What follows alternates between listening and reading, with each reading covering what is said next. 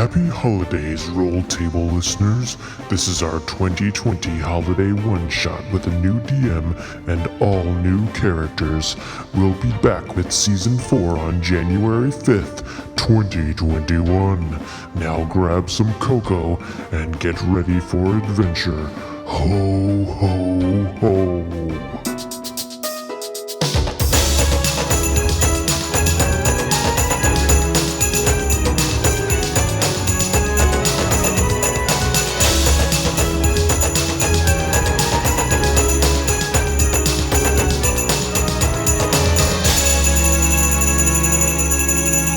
Hello, everyone, and welcome to the Knights of the Rolled Table 2020 Holiday Special. Oh! Yay. Wow! Best year yet. I'm Matt Messerman, your DM for the evening, and I am joined by several folks that you all know and love. You guys say hello when your name is called. Chris Daly. Hello, happy holidays. Jeff Frank. Hey, everybody, it's great to be here. Jen Stopper Crespo. Sup? And Zach Stones. Happy holidays, everybody. For this special, I decided to make my life more difficult with my first time DMing here by creating a brand new campaign with lots of non-standard characters in it. We'll be joining our characters on the island of Misfit Adventurers, a refuge for adventurers and beasties who don't quite fit in. So let me set the stage a bit. The island of Misfit Adventurers is split into basically two parts. There's a southern section, which has been tamed and civilized, and a northern region, which is heavily wooded and known to be dangerous. We're going to start in the south, where you guys live in a small town. You all live relatively close to each other. And we open on a park-like clearing just outside of the small town that you live. The four of you have gathered there for a Yule-time celebration and are setting up decorations and food, whatever you want. What I'd like to do is have everybody go around and introduce their characters. Tell us your character's name, their race and class, what they look like, and why they belong on the island of Misfit Adventurers, so what's weird about them. And then what they're doing while they're setting up for this Yule-time adventure. So let's start with, we'll just go in reverse order, with Zach. My character's name is Abregosh Poppycock. Abregosh, he is a human wizard, wears stately red robes, has kind of like wizardly dark facial hair, thin mustache, a little kind of like goatee kind of thing, and he is constantly studying his wizardly spell book. Are we going to share our issues or just introduce ourselves? Yes, please. Yeah, go ahead. Let's find out why they're on the island of Misfit Adventures. Abregosh Poppycock's unfortunate ailment that he struggles with is he spends a lot of time intricately embossing every spell into his magical spell book, but when it comes time to read them, he gets really nervous under pressure. If there's any sort of pressure or audience, he has trouble reading it, so he tends to mispronounce the words to often unfortunate circumstances, like he tries to cast Mage Hand, but instead he makes sand, and it has that effect instead, and he's never quite sure how things are going to play out. Great, thank you. Sometimes they go great. You might need sand. Jen, tell us about your character. Hi, guys. I'm Argana. I'm a Dragonborn Barbarian. And, I don't really know what the problem was. I think I get along with people pretty good. I just like to keep things kind of nice, orderly, and clean. Sometimes you get in trouble, though. It's kind of a cultural thing. Once you light the whole village temple on fire, you gotta go. So, here I am. Hi. Great, thank you. Thanks, guys. Jeff, let's learn about your character. Well, my character's name is Finn Morisco, and he's actually a changeling, so he can change his appearance. And the reason he's on the island of Misfit Adventurers is because he got kind of stuck in mid-transformation between a human and a fish. So his bottom half is legs of a man, and he has pants and boots and a belt. But his top half is just a big old fish, like a tuna fish, and he kind of sits like straight up out of it, and Could you stop? Has Could you fins. stop dripping on the carpet, please? And because he is a fish, he is unable to communicate normally. But because he is a sorcerer, he has the ability to use message as a cantrip. So in your head, you hear, "Oh, I'm sorry. I can't control it. I am a fish man." Well, sorry. Sorry doesn't really mean anything if you don't do anything to stop it. I'll get a towel. I'm sorry. Thank you. I'll go Great. over here.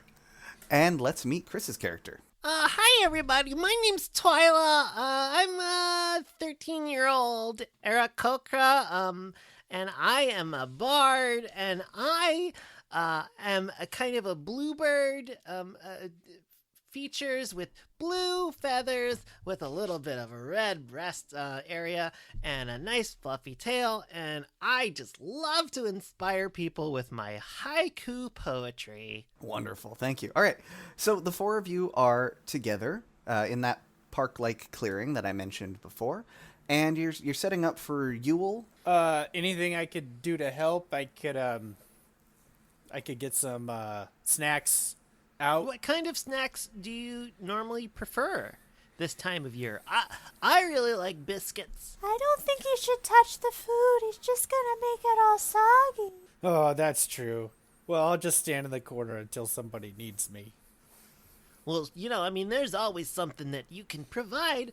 My dad told me that, there's always something that people can do to help out. I mean, even if you're hanging in the back, or you're too small, or you have fins for hands, and we'll find something that you can do, Finn. Okay, thanks. Maybe I'll make some lights, and I cast light. Whoa, that's a good trick. We could put this somewhere. Yeah, just don't touch anything. I'll take care of the food. I don't really trust any of the rest of you with it. Although I probably shouldn't be near an open flame. Hey Finn, can you make that light on something? Sure.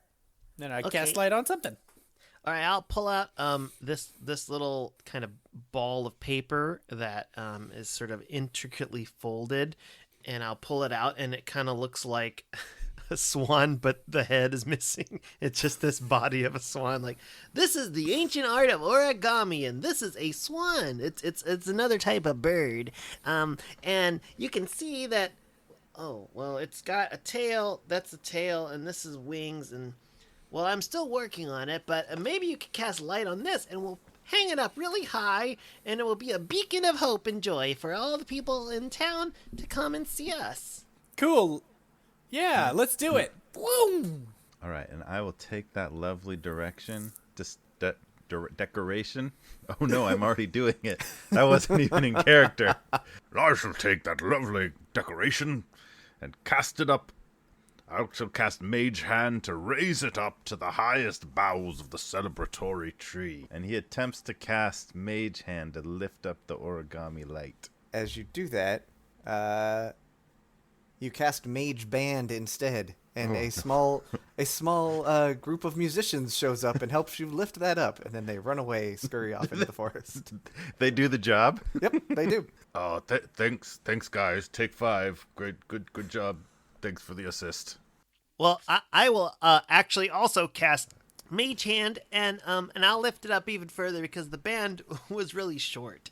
I feel like So it's okay. I got it. It's fine. I got that spell too. It's fine. I feel like this is a lot of people that are using your energy just towards decoration, and I'm kind of the only one that's actually helping, make the food and the things that we actually need for the party. Maybe music would be good.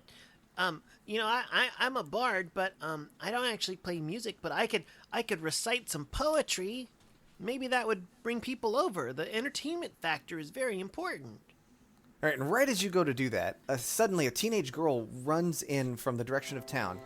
She's relatively short and slender and awkward in a teenagery kind of way, with a pixie cut of brown hair, dressed in robes. You've all met her, and you're friendly with her, but you're not necessarily friends. She's named Dashir. Oh, it's Dashir. Yeah, and she's a new arrival on the island of Misfit Adventurers. You know that she's here because the reason that she's on the island is because she's a druid, but she doesn't like animals and cannot turn into them. She runs in and says, hi, everyone. I'm just here. You probably know that. Can you guys help me? My grandmother's in trouble, and I need to get to her. She just messaged me and said that her boat was stranded on the shore at the north end of the island. Kind of preparing for a party right now, so it's not a great time. She's in trouble, and she's my grandma. Argana, this is clearly an emergency. We can make time to assist our friend Dashir. Just saying, I finally got everything sanitized, and my tri-tip is actually looking pretty good this time, so... We can come back and clean later. It will be a grand celebration after we accomplish this task. Wait, Dashir, is your grandma? I'm trying to remember her name. It's Denier. Denier. Oh, right. Yeah, she makes really good pie, and I bet if we rescue her, she would give us some pie for our party. I'm sure she would. Pie. Yeah, let's get the pie. I mean, are we sure that her kitchen is, commercially rated and going to be sanitary? Because She lives on her boat, so she has a kitchen there it's usually really well stocked. She probably has a nog for the solstice Yeah, this she year. has a Dutch oven and everything. boat kitchen. She does. Yeah, I really miss my family. I'm excited she was going to pick me up and take me home for the solstice. You guys will help me up? I'm so sorry to interrupt you all. It is time to do what we must. Let's go. Thank you, Finn. Thank you, everybody. How about it, Argana? Okay. She drops the plate of tri-tips that she's been carrying, and it drops with a loud thud. Thud. Let's go. Dashir, I just need you to sign this NDA contract that just says that you're not going to disclose any of our faults or misgivings of our adventuring stuff, because it's important that we come across in a good light. And if you start telling stories and stuff that make us look bad, then that kind of is not good for our adventuring status. We're trying to get back in the good graces of the realm, so... Is it okay if you just sign this? I'm going to give you a pen right here. And Sure, yeah. Anything you need. Yeah, I can't go through the forest by myself. It's scary in there. No, I get it. I'm a little kid too, so it's all. I mean, I'm a teenager. I'm maybe a little older than you, so You're it's about the same okay. age. About the same age. We're girls. And she pulls out a quill that she just happens to have in her robes, and she goes ahead and signs your parchment. Okay, that's... All right, that'll do. Thank you so much. Rolls it up. All right, team, let's go. All right, so you all gather up whatever you need to gather and head north towards the woods, these scary misfit woods. Everybody do me a favor and roll a perception and a stealth. Yeah, neither of these is going to be that great for me. Fishman. What? Perception, that's a -1. And stealth is a 1. Off to a great start. Dang. Hey, guys! Since we have this time, maybe we could talk about other ideas for the party, like things that are not decoration, like seating, or napkins, or tablecloths, or, the things that you need to actually have a Yule. Twilah rolled a 15 perception and 14 stealth. Abregosh has 9 and 23 stealth. 15 for stealth and a 0 for perception. Oh my gosh. So you make your way through the forest. It's seems like a standard forest. Some of you probably adventured in there, maybe done some hunting. Perhaps that's where you got the cow that you turned into the tri-tip. I don't know. But you traveled through the forest for a ways because... a couple of you, well, one of you, is super not stealthy in this particular instance. You're making a fair bit of noise, which is fine, and you also aren't paying much attention because you're busy talking about the seating arrangements. Dashir similarly is engaging with you and going, yeah, in addition to seating, maybe your guest list could be added to. Perhaps, if you guys help me out with this, I could come by, any of those things. I just don't want it to feel like, a non-intimate gathering. I mean, Oh, that makes sense. I understand. And as you're walking, you notice some unusual creatures jumping out of your way, trying to steer clear of this very loud yet somehow very quiet Dragonborn barbarian. You notice a hornless unicorn. Wouldn't that just be a horse? Yes. As you continue to walk, has the magic and powers of a unicorn, but just no horn. Yeah, straight up just looks like a horse, but it does all the things a unicorn can. You see some bears off in the distance. They have no hair. Oh, not bears! Oh no! Completely nude bears, but they heard you coming. Don't look, the bear! Oh, they're bears. They get very nervous. That does seem rather distasteful. Yeah, Fuzzy Wuzzy wasn't very fuzzy. I'm gonna write a note about that, and maybe I'll write a haiku about that later. Oh, that'd be great. You see some giant frogs that are actually giant dwarf frogs, so they're just normal sized. And a clouder of were-kittens crosses your path, but scurries out of the way. Adorable. So as you're dealing with this, you're just kind of wandering through the forest, and so far it's actually been pretty good. The animals don't seem to be bothering you. You noticed a fair amount of them. Have we passed any bodies of water? Yes. Like a stream or a pond? As you walk, you happen upon a stream. All right, Finn goes up and he just kind of sticks his whole front half kind of down in and Finn needs to hydrate. sloshes around and then comes back up. Oh, man, that's much better. All right, let's keep going. A school of fish heads swims by. What's up, guys? Hey. Yeah. Hey. What's up? You continue that way for a while, and you're surprised, actually, that the forest so far seems relatively tame. But after a while, you notice that the trees are starting to grow a little thicker and closer together. And it's nearly impossible to stray from the path as they get more and more crowded. And you're certain that if you were to stray from the path, you would be lost. You soon round a corner and stumble into a dimly lit clearing. Standing in front of you is a young half-elf with a longbow in his hand and a quiver of arrows on his hip. He squints at you. Standing at his side and avoiding eye contact is a human woman in probably her mid-30s. Behind them are two more figures, a youngish human male and a human woman. The squinty half-elf squints at you some more and says, "Looks like we got ourselves a bit of a Yuletide present, eh, gang? Allow me to introduce ourselves. I am Lendin, the nearsighted archer. This quiet lady here is Aruham, the socially awkward warlock. Behind me are Stinky the Barbarian." He indicates the woman, who smiles with green teeth, and she seems to have actual cartoon stench lines coming off of her. And next to her, the gentleman over there is Trevor the Larper. I don't really know what his deal is, to be honest. Oh, and behind you is Rack, the usually not very sneaky rogue. And you turn, and you see a Goliath looming out of the trees. You're shocked that he snuck up on you, and quite frankly, so is he. "I did it, boss. Did you see? I sneaked up on them." "Yeah, good job, Rack. Now, don't let them escape, and why don't the four of you hand over anything of value?" I whisper, "I've got the larper."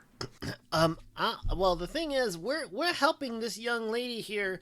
We're trying to find her grandma because her grandma got lost, and if we find her, then she's gonna make a pie for our party. We're celebrating Yule and happy Yule and solstice to all of you as well. I hope you're having a wonderful festive season. So we really need to complete our mission that we kind of gave ourselves. And I don't know, have you seen any old ladies? So before he answers that, when you gesture, and as you're talking about Dashir, and you look to her, you notice that she is not there anymore. She appears to have disappeared in all of the confusion. Oh dear, we seem to have lost a share. Oh, that's not good. Did anyone see where she went? And Lendin, the archer, he says, "What lady? You're talking about the Dragonborn there? Or you? Are you talking about yourself? What girl?" Oh, we had a friend that we were traveling with. It was actually kind of rude because she interrupted our party, but we forgave her because we were going to help her find her grandma. I left behind perfectly good tri-tip, and I'm still a little upset about it. Tri-tip, that sounds wonderful. I could definitely go for some of that myself. But perhaps since you don't have any of that, you could just give me any of the valuables you are carrying, yes? I say, we are on a mission, which we have been more than patient enough in describing to you. If you'd like to head back and get the tri-tip, it's amidst the soil in the clearing back there. But we have a mission, and we will be continuing on it. Step aside, I say. He does not step aside. Oh, Abregosh, maybe you could use the band to play them away that you played earlier or something. You know, you have a spell you could probably get them to, distract them maybe. I shall do worse than cast a mere band. Stand back, rogues! And I will attempt to cast a spell. Okay. I will cast Magic Missile. All right. And I'll divide them. I don't know how many missiles I would have. 3. My intention would be to hit different person with each missile. All right. When you try to cast Magic Missile, you actually cast Magic Whistle. Magic whistle. Oh no! And you go and you blow a jaunty tune. Whoever you were going to attack, who did you say you were targeting? With the 3 different darts, I would target Lendon, Aruham, and Stinky. All right, let's see how they do. The whistle actually does, in fact, become visible and flies out towards each of those 3. It is a whistle missile, I guess. Don't Google that. I guess they can't jump out of the way because it's a magic missile. So each of them is going to take, but they only take 1 damage because it's just a whistle. And it's a very catchy tune, so they find themselves humming it throughout the battle. And with that, everybody go ahead and roll initiative. Oh boy. Oh, yeah. And Stinky takes 1. All right. Okay. Roll. Abregosh, give me your initiative, please. 6. Argana. 11. Is it Argana or Argana? Argana. Finn. 17. Twilah. I got a 19. 19. Wonderful. Trevor is up first. Trevor is the LARPer. Trevor, I will talk about. Trevor just looks like a normal dude. He just looks like a guy. He's like average height, average build, brown hair. Flannel shirt, jeans. Yeah, just that guy, He's not trying very hard. Hanging out. He's got a rather large beard. That's about his only distinguishing feature. He pulls out from his jacket pocket a orb about fist size. It's a multifaceted gem. It's cut on many sides, and it seems to have runes scribbled on the various sides. Trevor throws that on the ground, and it rolls. All right, and he seems to get mildly bigger. He gets a little bit more buff. His clothes get a little bit tighter, in a good way. What had been just like a regular hand axe grows to become a great axe. And he charges forward to attack Argana. So he swings his great axe. All right, so that would be a 10 to hit. That'll hit. Wow. All right. I might not have rolled this character very well. What is your AC? 10. I don't think you As can a barbarian? I'm -1 to Dex. As a barbarian? I don't think I did this very well, you guys. All right. I don't think it's going to be a problem. He hits you, One shot will just be a lot shorter. so he only hits you for 4. Okay. Oh, I don't like that. He takes his little orb and he puts it back in his pocket, and he just kind of goes back to normal. I don't know where your hands been. They've been everywhere. That's That is not what I the do. answer I wanted to hear right now. And that ends his turn. Next up is Twilah. Okay, well, what I'd like to do is there a couple of people like of the opposing side that are in a 15-foot cone? You could probably hit 3 of them.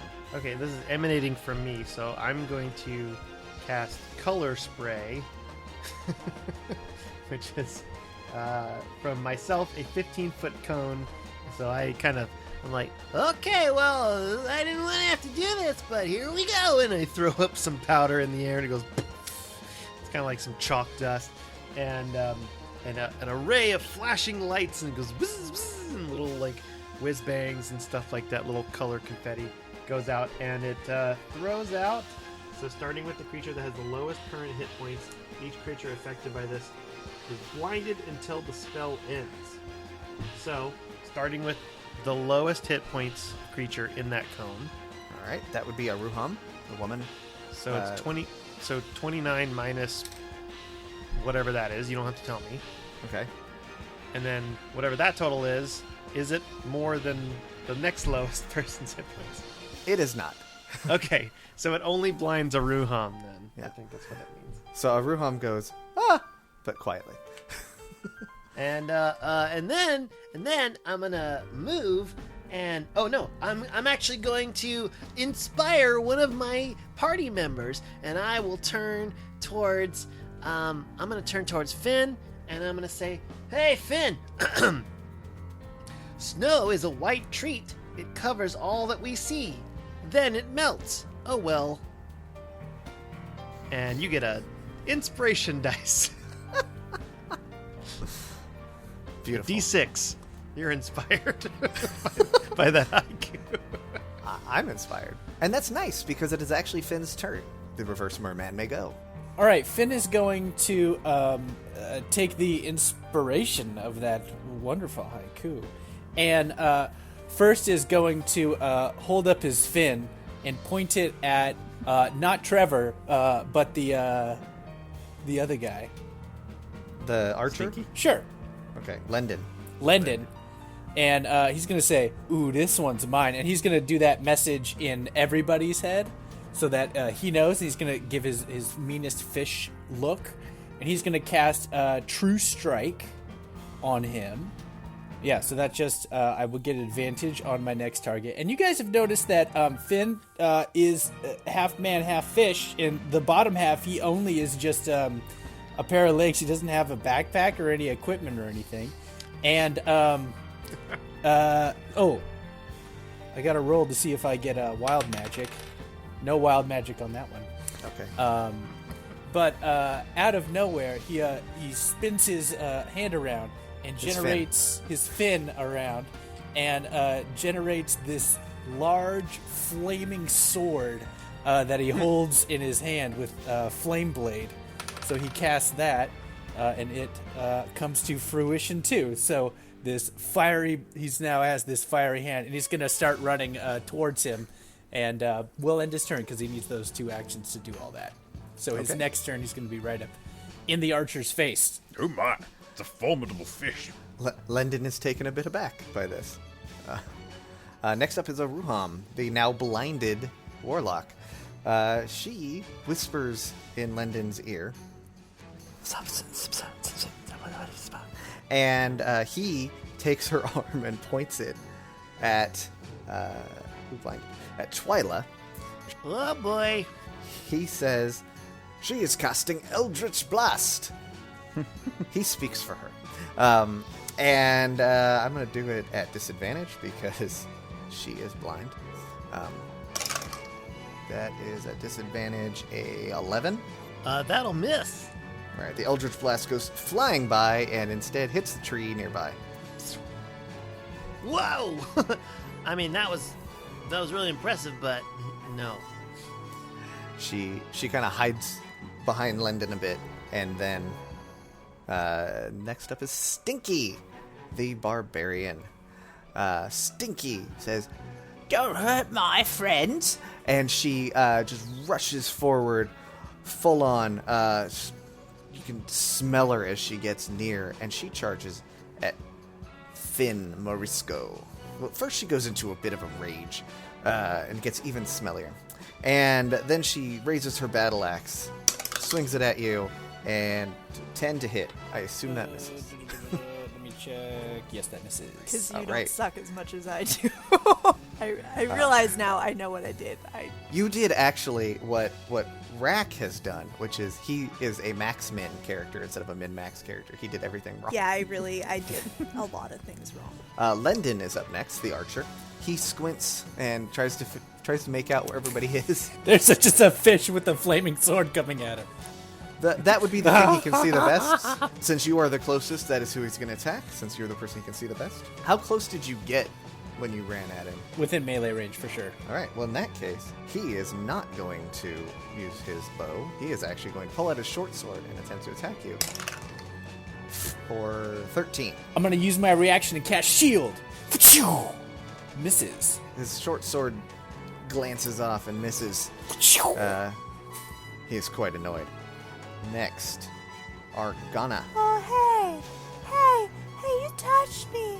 I didn't like that. Now I'm angry. So she's going to rage So yay, I'm raging. What's the guy that hit me? It's Teddy. What's it? The LARPer, right? Trevor. Trevor's the one that hit me. So I'm gonna reckless attack on him with my great axe.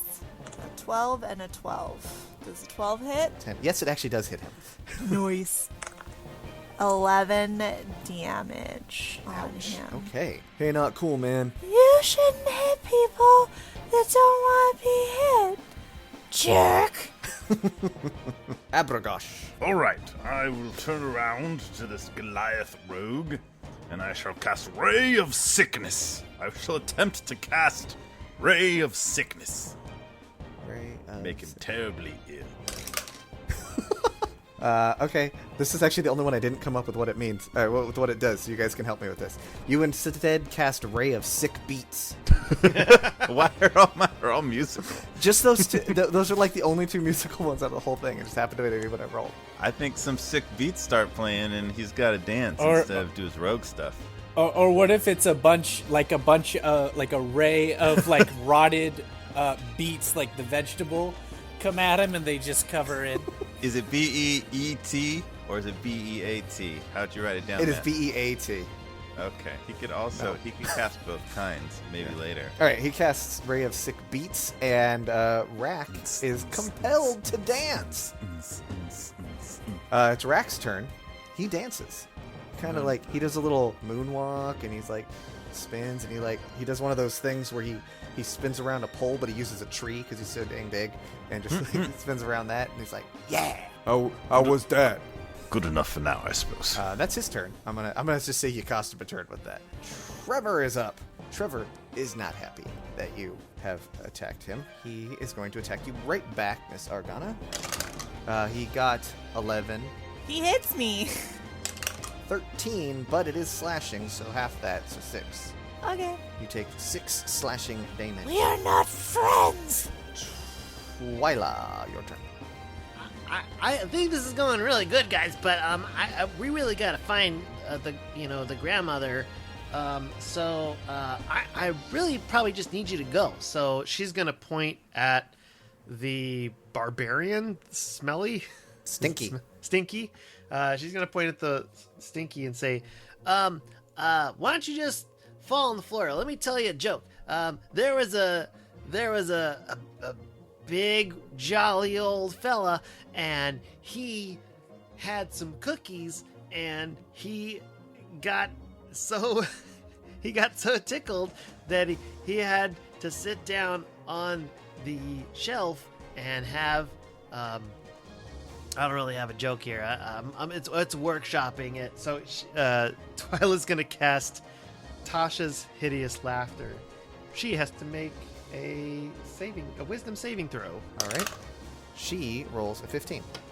Well, that succeeds. Can I inspire back? No, you can't inspire back. So nothing happens. Never mind. I don't know. Do a haiku and see what happens.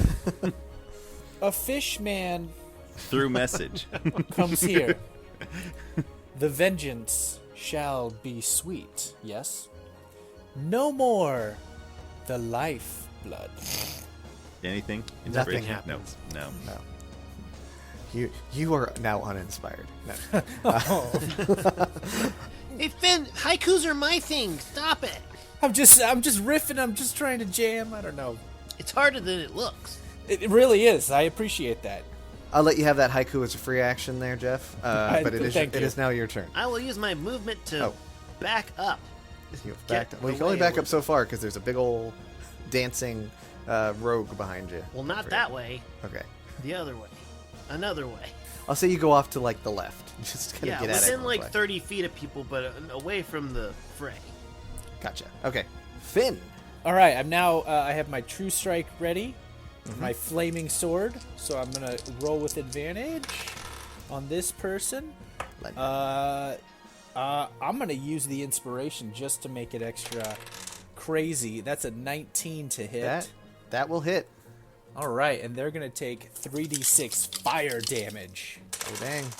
Oh, could have been better though. They're gonna take 8 fire damage. Lendon seems surprised that all of a sudden there's a flaming sword right in front of him. Squints at you a bit. Ow! Mate, that wasn't very nice. Aruham is next. She is still blind. Yes, the blindness lasts until... It's like a full minute or something? It says 1 round is the duration. So I assume that means like from my turn to my turn. That makes sense. Alright, she's no longer blind. But turnabout is fair play. So she again whispers into Lendon's ear. And she points at you, Twilah. And Lendon says, blindness. And she casts blindness deafness at you. Go ahead and roll a con save. Okay. I rolled a 12 total. You succeed. Okay. You are not blind. Excellent. Good job. All right, Stinky is up next. Stinky is... I think Stinky's up next to Finn, right? She attacked you before. So she's just going to go ahead and continue that. 13 to hit. I am going to, again, cast Shield. All right, and again... Use all my spell slots. That's great. This is only the first encounter. I'll take you out later, fish man. All right. So Stinky misses, and she goes, "That's not fair." She kind of like stomps her feet, throws a little bit of a tantrum. But she also sort of puts herself in between you and the warlock and archer. Next up is Lendon, the archer. He backs up a bit, and he lets loose with an arrow at Finn. That is a 20 to hit. Oh, that'll hit. All right. And again, with my damage, I roll a 1. So 4 damage. Next up is Argana. You guys are just kind of ruining what was already like supposed to be a really good day. Now it's a really bad day. I don't like it. I'm gonna attack the LARP kid again. So 17 to hit. That hits. Nope. So that's gonna be 11. So another 13 damage to him. Ouch. He is hanging on by just a thread. Poop. Abregosh. Alright, well, Abregosh will prepare to cast a spell, but first he'll say, All right, now look, you lot. Clearly, this tussle could go on all day. Clearly, we have various unfortunate ailments in common. So let's just take a moment.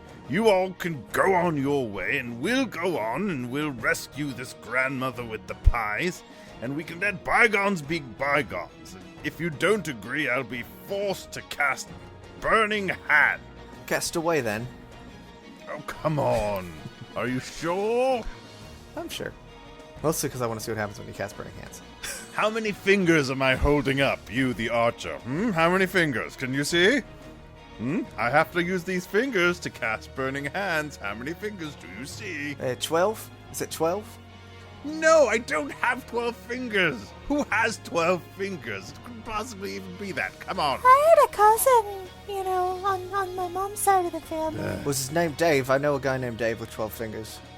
I don't think so. We didn't really talk to that side of the family. I'll attempt to cast Burning Hands. Yay. Chris, this one I believe came from you. It's Burning Hams. So you cast Burning Hams. Flaming honey-baked goodness comes flying out of your hands and smack. Who are you targeting? well, Burning Hands, Yay! I don't know about the hams, but you, spread out your fingers and you cast it at, a group. So as many, with, Lendon in the middle, as many enemies as I can kind of delicious catch in there. glazed, honey-baked But they're burning, so they're going to hurt you. Those are hams heavy. on fire. Oh, yeah. But yeah, it comes hurtling. Yeah. All right. Roll for it just like you would if it was Burning Hands, but I'm going to have it be Hams. They did ask early on about the tri-tip or something, so maybe they'll be distracted. It's going to be 3d6 damage, and they're all going to roll. Everyone I get hit is going to make a dex save. Okay. It's 10. Lendon just flat out miss. Rolled a 1. And Ruham got a nat 20 somehow.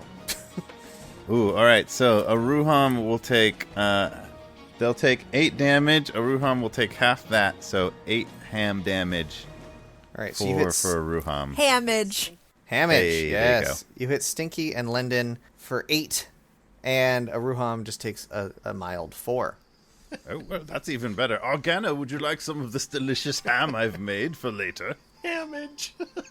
I don't know that knife, the weapons have been thoroughly sanitized, and I'm pretty sure that hasn't been, cooked We at... could wipe the dirt and the blood I off just of don't it think it's later, been and cooked you at could- food-grade temperatures either. No, it's burning. It's perfectly good.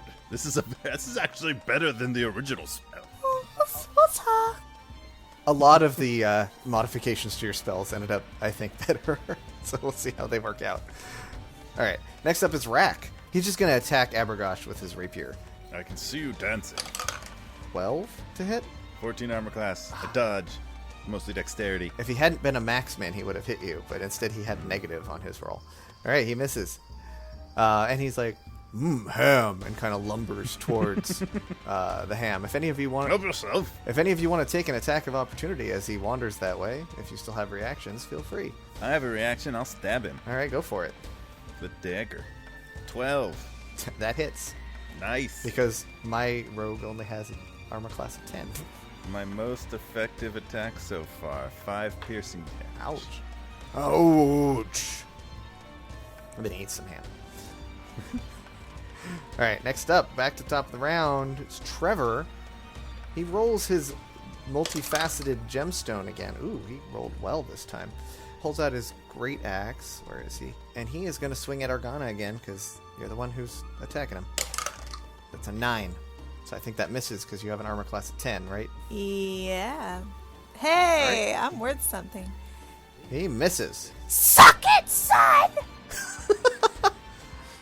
Twilah, you're up. Okay, well, so let's recap what's going on. So there's a rogue dancing still. He's done dancing. And now He's done dancing. Now he is eating ham. Okay, okay. So the rogue is eating ham. Yeah, so in the center of the clearing is you've got Finn, who's squaring off against Stinky the Barbarian with his flaming sword. You've got next to them, you've got Rack kneeling down eating a bunch of cooked ham, and then behind them, and then on the other side of them, you've got the Warlock and the Archer. Oh, and then the Larper is right in front of Argana, right? All right. Well, the warlock took a shot at me, so I'm gonna go back after her. Mm-hmm. Well, I think y'all should be a little bit better behaved, and I'm gonna cast Fairy Fire at the Warlock and at the Archer. Okay, Lendon. Yep. In that area, whoever I can hit How big is it? in a 20-foot cube. Okay, you could light up everybody. You'd light up Finn as well, but you could light up all 4 of them. Everybody I'll light up except Finn for too. Yeah, everybody That's except for Trevor. Okay, so all of them have to make a dexterity saving throw. So Lendon and Rack succeeded. Aruham and Stinky did not succeed. So they are glowing in a green, pulsing green light, and any attack roll on them has advantage for up to a minute. Finn, you are your way of between you and the people you had been attacking is now a very smelly barbarian who is glowing green. What would you like to do? I like to hit him with my flaming sword Do it. Hit her. of sorceress justice. With advantage. Oh yes, with An advantage. Got a dirty 20. Yeah, that hits. That'll be 3d6 fire damage. That's a good roll. 11 fire damage. Stinky is bleeding. He'll message in his head, die, scum! Ah! But then in real life, he just says, Stinky cries a little bit. All right, Aruham is up. She whispers to Lendon something and attempts to cast, and he says the words to cast Eldritch Blast, and it is aimed at Abregosh, but misses. Stinky, seeking revenge, is going to attack Finn, and it's gonna miss with that roll. So next, Lendon is up. He is going to fire at Twilah. Natural one. He, because it was a disadvantage, he fires his bow. It goes flying out and actually ends up hitting Trevor and knocks him out. Trevor, the LARPer, is no more. No more. Yeah, that's what you get, you piece of poop. I'm gonna go for Lendon. So I'm gonna rush up to him and attempt to attack him with my ragey self and be like, "You started this!" So that's gonna be a 16 hit. Against Stinky, that hits. And that's gonna be 8 damage. 8 damage. That takes Lendon out. Nice. I said what I said. Any of the rest of you want a piece of me? Come at me, bro. I'll put you in the ground. Can I attempt to intimidate them Into what? to leave since I took out their leader? Yeah, they just lost 2 people, like back to back. Yeah, you can try. Pick a person to talk to. Is there still the Goliath there too, or is he just chilling? He's eating ham off the ground, but he's there. So good. But he's like not engaged. All right. With the ham. He will be in a moment. So then that leaves we have Stinky the Barbarian and we have the Sorceress Lady. Yep. All right, I'm gonna look at her and be like, You got something to say? Say it to my face. because she's not talking. Get it? It's not really very sensitive of me, but anyways, I'm gonna try to intimidate her since she Alright. just lost basically her voice. Roll intimidation. Oh no. Oh, and since she's scared of everything, go ahead and roll it with advantage. Yeah. Okay, that's a 10. Oh, that is It was exactly originally a enough. 6. 10 is what I had in mind. She turns around and just runs into the forest. Yeah. And stand. I'm just gonna turn and look at Stinky. That's all I'm gonna do. I'm just gonna look. But Alright, you know we the got- look. It's a look. Oh yeah. With my We face. We got 2 left. We got Stinky, the Stinky Barbarian, who's not doing great, and Rack, who's still looking pretty good. But up next is Abregosh. All right. Realizing I picked my whole spell list based on spells that had words that were easy to change into other words, which isn't tactically great. But then again, none of them do what they're supposed to do anyway. So my only cantrip that could cause damage is Frostbite. Okay. I will cast Frostbite on Stinky. You've cast Frostbite. Jeez. A freshman in high school runs out of the woods and attempts to Do they do a Sean Connery impression? Because that's what it sounded like. frostbite. The frosh runs out and attempts to bite Stinky. What? Freshman, I get it now. Yeah. What would you normally roll for frostbite? Let's just go ahead and roll that. Stinky would make a Constitution saving throw Oh, that's and not then good for her. take 1d6 cold damage and have disadvantage on the next attack. She fails. Well, she fails, I'm pretty sure, since she got 2. Nice. All right, 1d6 frost damage. That's going to be, only a 1, but she also has disadvantage on her next attack. All right, so she has disadvantage, and Weapon also attack. she has broken out in a wicked case of acne. Uh-oh. Look out for that. All right. Silent killer. Rack is good. He wipes. He stands up, wipes his mouth. Hey, I'm good, and turns around, and he is going to. He's going to go hide behind a tree at disadvantage. I am going to do this. So this large Goliath goes behind a little sapling, and you can 100% see him, but he thinks he's hiding. And then he pulls out his bow and shoots it at Abregosh. Oh, natural 20. Oh, No. Oh no, where has that Goliath gone? I can't possibly. Ow! Yeah. So no sneak attack damage because he's not hidden. But yeah, he hits you. So let's see. Where's my d6? There it is. You take 4 damage. All right. That's 20% of my damage. Yes, it is. Level 3. We so squish. Level 3 wizard. You extra squiz. Twilah. I'll run up to Stinky, I guess, and I'll Yeah, because attack Rack is him. hiding. So Okay, yeah, I'll go up to Stinky and I'll attack him with my rapier. I'll pull out a rapier and go swish swish. roll for it. Advantage. So that'll be a 19 to hit. That hits. 5 piercing damage with a rapier.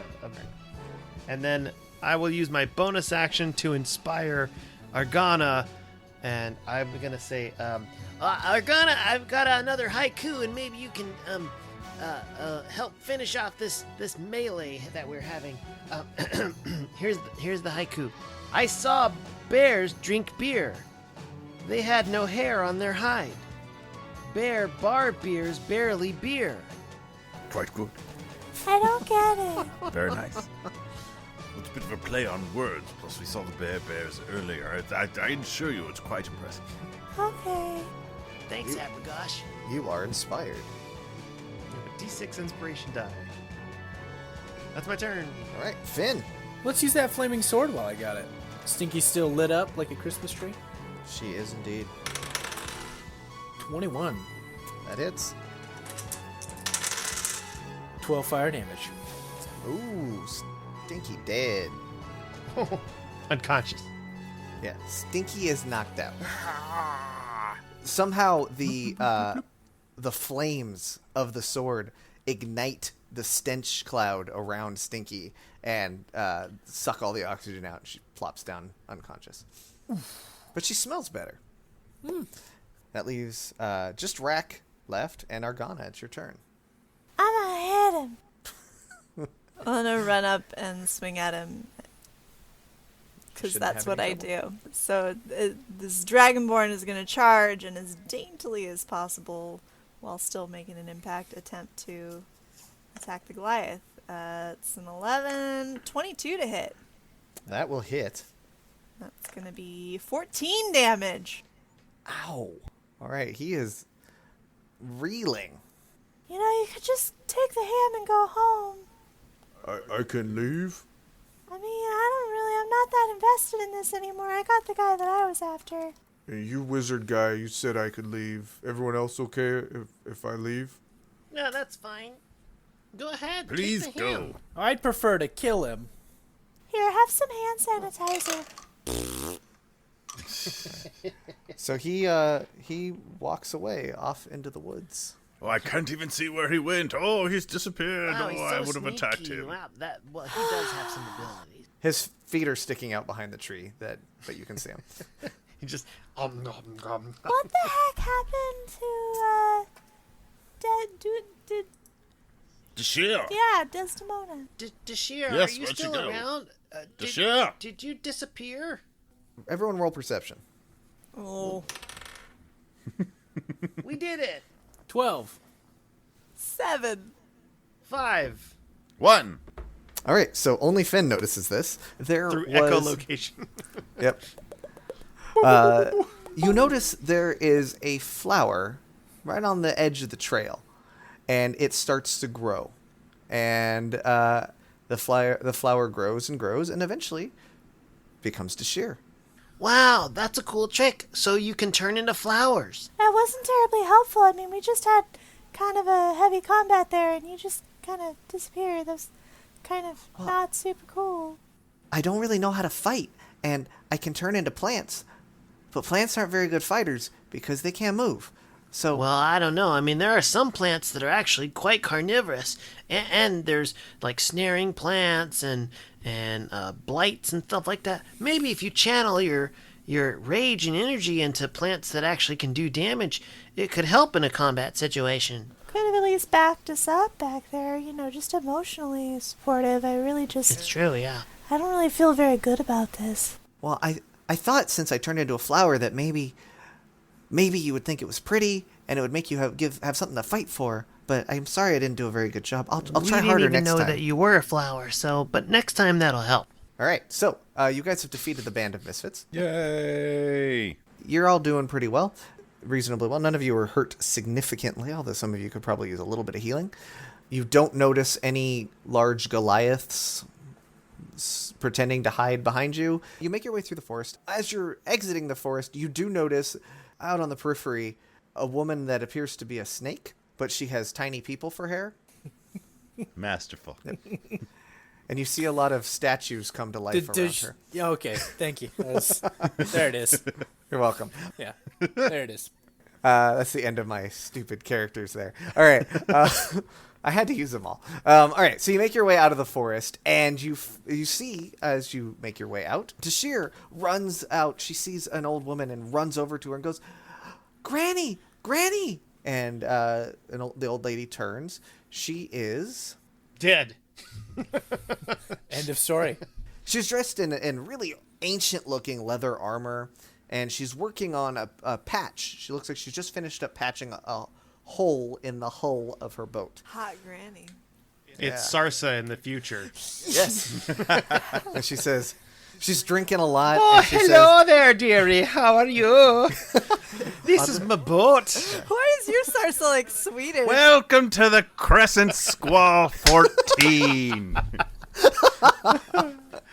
Oh yeah, you're going to come on board, have some Wiener Schnitzel. I've got some aquavit in the back. Yeah. I now no Sauce is longer good. remember what Granny sounds I'm like. sorry, So I'm she's, sorry, So she's I'm going to sorry. sound like that now. All right, Granny says, I'm sorry. Oh, yeah. Hi, Dashir. Because I don't remember what she sounds like, so that's it. Just make her she Swedish says, chef. You made it here. Here, guys, here. Very good. Who are your friends? And Dashir introduces. She says, this is Finn and Twilah and Abregosh and Argana. They helped me get through the forest, and they fought bandits. Dashir says, oh, yeah, well, thank you very much for... No, Denier says... You Yeah, I know, I did named this it to too close. yourself. I did. I made this very difficult on myself. Denier says, oh, yeah, very good. Thank you so much for your help. I have to tell you, our people, the druids, have been taken captive by the northern elves. They came to our village. They captured all of the other druids. I only got away because I was on my boat and I sailed here because you're the only other person I know. But my boat broke down. Oh, well, that sounds terrible. Listen, we're about to have a party. Do you want to come to our party instead of dealing with that? Would you like some ham? Oh, I would love some ham. And she offers you a ride on her boat back, either back home, or if you were willing to help, off to help her in this village at her village of Owlquery. I'm sorry, what? Owlquery. Owl query? Yes, like who owl query, like question Owlquery. Yes. So you want us to help find all of the people in your town that went missing because some elves kidnapped them all? Oh, they're not missing. They're in the jail in town, but I don't know why the elves attacked. They said something about a war on Yule, and then they arrested all of the druids. Well, I will not stand for that. Anyone who attacks the holiday season deserves to be brought to justice. I think they didn't like us because we celebrate solstice and they celebrate Yule, but we would never stop them from celebrating Yule. So if you will help us, that would be wonderful. I mean, I think you guys are really underestimating how long tri-tip takes to cook, but... Well, we'll all help Argana when we get back. I'm really good at making sticky buns. And apparently I can make ham. Yeah. And I can donate some nog if you would like it for... No, some pies! drinkings. You make really good pies. I do, in fact, make some pies. This is what I hear. Okay, well, I just feel like as long as we can ensure that the caliber of this party is up to speed, then, yeah, I'll pitch in. Yes, I'm sure it'll be quick. Finn? Yes, for swift vengeance on our enemies with my flaming sword. And I assume the 10 minutes goes up and it disappears and goes, I'm in. Yeah, let's go. The fisherman says he's in. So are you going to go in the boat or out of the boat? Or should we drag your head underneath? Yeah, are you gonna swim and then, like, kind of kick your humanoid legs? Well, I have that's a lot like of questions. It's really the least efficient part of both halves you have going. it's the worst possible combination. I just want to jump in every once in a while and take a deep breath. Is that okay? Can I do that? Maybe we could Yes, like okay. tow you along. Okay. So, in some combination of in the water and in the boat, you all... Well, actually, first, the boat is ashore. So you all help Granny push the boat out into the water, and most of you get on board. Finn just sticks his head in the water and is trawled behind the boat. His little if you legs want. are hanging out, just like. Yeah. Just tied him to the back of the boat. The boat makes its way across the water to the city of Owlquery. On its way there, Granny, Denier insists you call her Granny, and she tells you all about how the elves had come to the village of Owlquery earlier in the year, and they let The druids let them in, let them live there, despite them being slightly different than the druids themselves. And then right before solstice, the most important holiday to the druids, they rounded everyone up and took them away in chains. A short rest is occurring on the boat. Everyone can chill out. And then when we come back, we will hit Aarakocra and we will finish off our adventure. Hello, Roll Table listeners. The whole cast of Knights wishes you season's greetings and hope you are staying safe and staying home as much as you can this holiday season.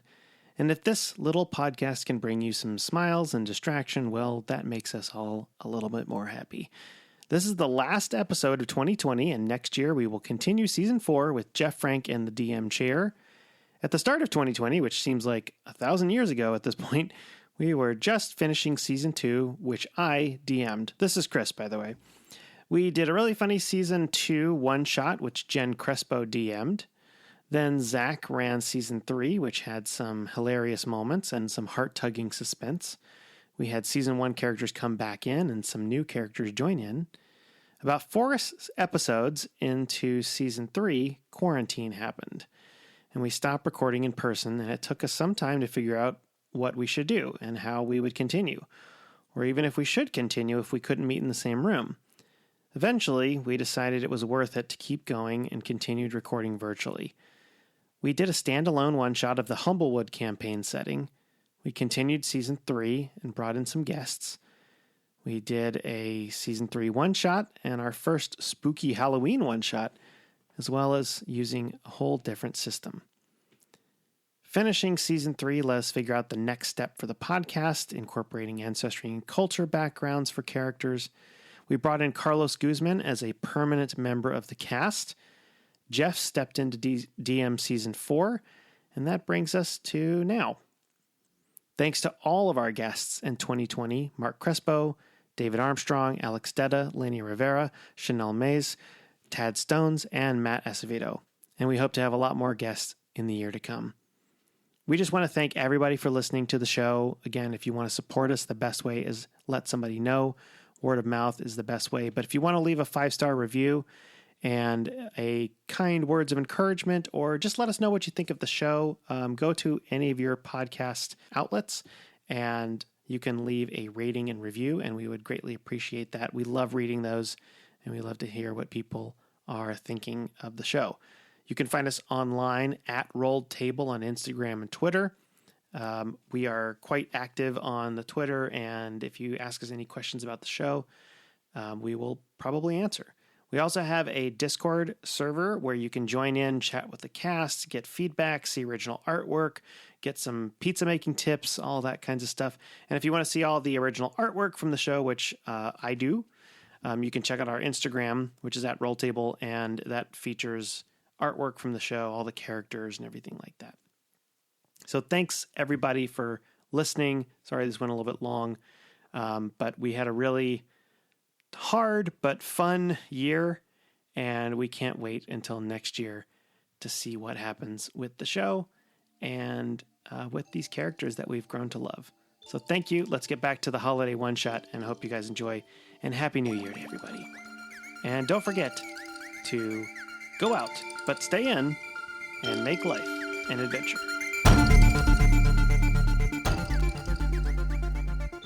You travel on the boat for a ways across the seas, and you dock in a little bay near the village of Aarakocra. The village of Aarakocra is nestled between a natural bay and a heavily wooded forest. The village is rather quaint, consisting mostly of buildings made of earthen mounds, although there are some newer structures which are more like log cabins. The town also seems overtly cheerful right now. There's decorations strewn from all the buildings, and there's a particularly large and garish pine tree in the center of town. Granny says, "No, it can't be," when she sees it. And around that tree sit several armed and anxious-looking elven guards. As you arrive in Aarakocra and disembark from the ship, Granny says, "Now we need to go, and we should try to find the druids. But I want to take a closer look at the tree, if we can." Maybe Tashir, you could turn into a pine cone and we could just chuck you at the tree. "Oh, I could do that. That would be easy." But then how am I going to get back? There's all the elves there. That sounds like a you problem. Wow, Argana's really passive aggressive today. Argana's still a little mad that, like, we got into trouble and, like, this chick just, like, turned into a plant and left us high and dry. Like, that's not cool, man. She interrupted your party. She turned into a flower. Now you have to go save her stupid relatives. Ugh. Not exactly having a great day. Yeah, so Granny says, that looks an awful lot like the grandfather tree. Dashir goes, the grandfather tree? No, it can't be. That's in the woods. They wouldn't. They couldn't. And they kind of just chatter back and forth like, that's not, no, that can't be. That's not right. I got a question for you. What's a grandfather tree and why is it important? Well, there's a mythology that the tree is an ancestor of all the druids in Owlquery. And every year at solstice we perform a cleansing ceremony to keep the grandfather's spirit happy and tethered to this plane to protect over Owlquery and watch over the animal folk in the Like wood. get rid of all the bugs and stuff? The bugs, the evil spirits, the nasties, the demons. Evil spirits. Okay, that's good too. Yeah. Demons? Whatever. How are you talking, Fishman? Through magic. I He am, uses like a mental kind of thing. He sends you a message. I am so a powerful sorcerer. I just feel like if you're using your brain to talk, you shouldn't have to spit so much when you do it. I can't control it. I still move my mouth. It's like when you mouth and you're talking on the, I don't know. So dumb. So I love it. Sounds like, gang, we need a game plan. Now, are these elves? Are they like elves? Are they like elves? Well, until recently, I thought they were all very nice elves. They all came about, and they were just sort of, they moved here recently. I know that the elves were driven from their homes a few years early. They've been nomadic ever since, but they're just regular old elves, as far as I know, just from further up north. We welcomed them here into Owlquery. They've been seemingly quite happy until whatever drove them to this. I bet it has something to do with the tree, though. If they cut down the grandfather tree, the rest of the druids, they would have not reacted to that very well at all. There's something going on here that we don't know the full story about. The elves might not be thinking they did anything wrong. Maybe they're trying to save something or do some sort of ritual that we don't even know about. We shouldn't attack them unless we know the full story, you guys. Or if they're rude.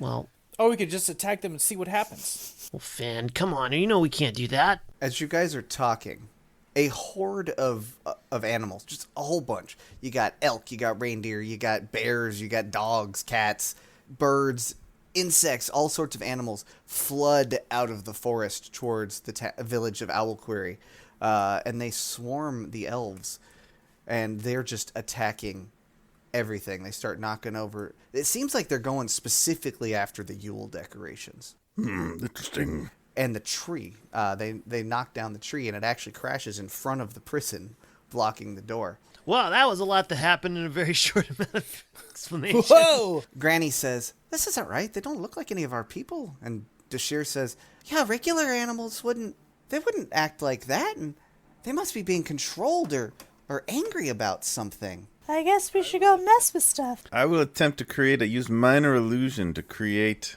a Yule decoration in front of us and see if they attack that. Good choice. You have rolled minor delusion. Yes, go on. You can attempt to convince somebody that the illusion that you would like to pretend is there has been created, but you would have to basically convince them. All right. Okay.